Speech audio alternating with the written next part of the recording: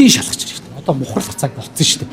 Тэгэл ингээл тойрол хуваагдаал ингээ бие бинийгээ яагаад эсвэл одоо цаана юу ч явдаа ингээд гурвалжин дөрвөлжин тэгээ бие бинээ ингээд үнэн бодол мэддэхгүй юм харлуулаад иргэдийг ингээ бохимдуулаад байгаа байхгүй.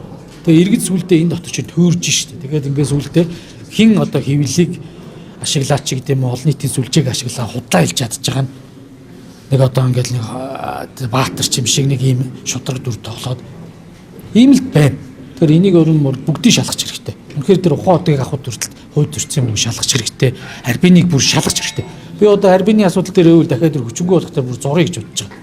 Үнэхээр улс орноо бодоод энэ бүтээн байгуулалтыг 12 орноос гацаачаад арай ээж 2 орны засгийн газар ингээд эв зүгээ болоод ингээд нэг урагшлаад Монгол улсын дараагийн хилийн бомтуудын хил холболт одоо тий мандлаасаа эхлээд холбогдох замын үед өргөжтгөлийн асуудал ч гэсэн цаашдаа ингээд явах бахтаа гэд энэ улс орн бас нэг энэ гацаанаасаа гараасаа гэдэг итгэл үнэмшлэр онгооч одоо нүүрсний хулгайч болгочих жоох байхгүй.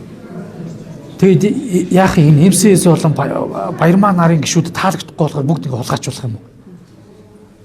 Яг яах ёстой юм? Тэгэхээр энийг одоо би бол ингэж бодож байна. Ерөн бараг одоо энэ тий бүгдийг шалгах. Одоо ерөөсөө яг л гол тоглогчид юу л нь штэ. Бодтой холбоотой асуудал байна. Энийг шалгая.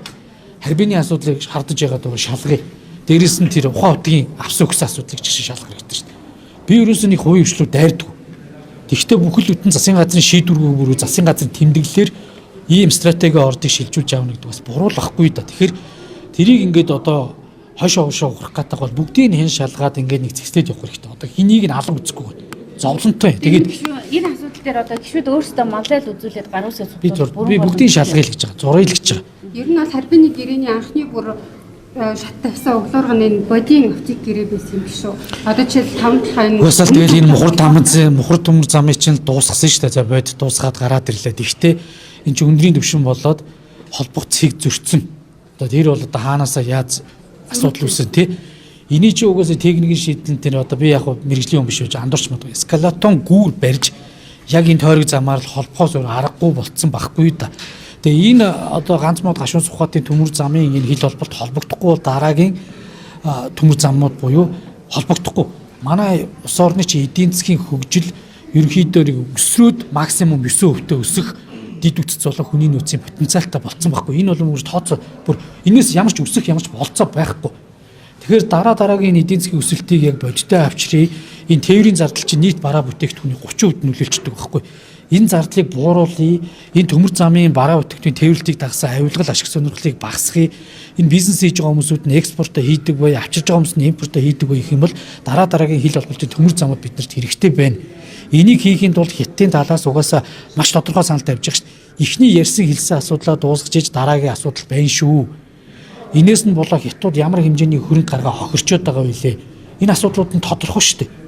Тэгээ иргэд олон нийтэд юу ч өгөхгүй ингээд төөрөгдүүлээд яг үндэлхий бид чинь дэлхийн нийтээр худалч ардам гэдэг худалч имижтэй болцсон шүү дээ. Тэгээ энэ дээр ч гэсэн хэвлийнхэн маань одоо ингээд хөөрөгдөөд янз бүр болоод байгаа.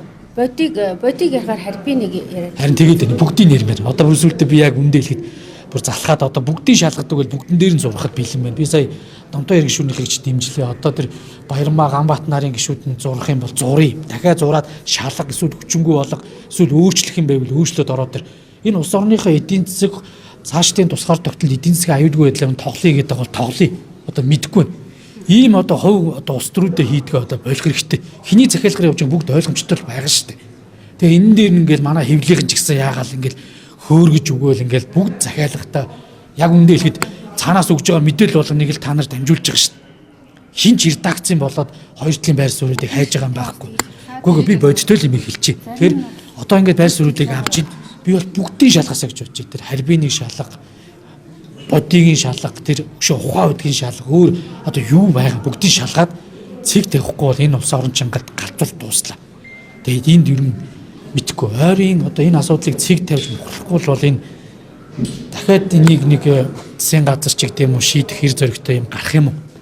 Энд чинь тэгээд дараагийнхаа сонгуулаа боддог хүмүүст ийм гал атгаж энэ асуудлыг шийдэх хэр зориг байдгүй юм л шүү дээ. Бүгд л ингээд сонгуулаар хэр зоригтойгоо гайхуулаад идэг. Яг цагаад болохоор нэг ч хүн хэр зориг барьж энэ асуудлыг шийдье гэдэг улс орныхоо төлөө энэ 3 сая 500 мянган иргэний төлөө явъя, нийтлэг эрхшигчийн төлөө явъя гэж хүн байдгүй юм билээ шүү дээ. Тэгээ энийг шийдсэн болгоныг нь бүгдийг нь цовдлт юм билээ шүү дээ. Өөрсдөө шийдэхгүй Ийм л зүйл байна. Тэгээ би одоо бүгдийг шалгая. Бүгдийг шалгая гэж байна шүү.